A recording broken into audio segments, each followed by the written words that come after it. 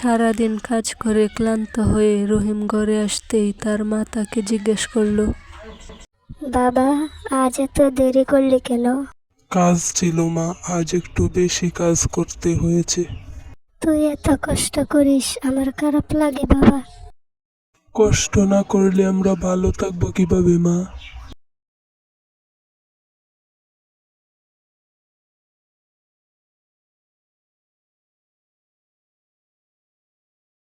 এখনো পড়ছিস?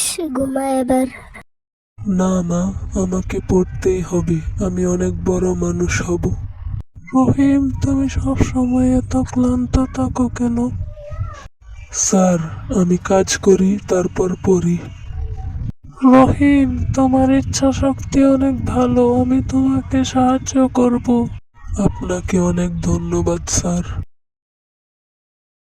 মা, আমি অনেক বড় চাকরি পেয়েছি মা, তোমাকে আর কাজ করতে হবে না। সত্যি বলছিস? আল্লাহ তোকে সুখে রাখুক বাবা।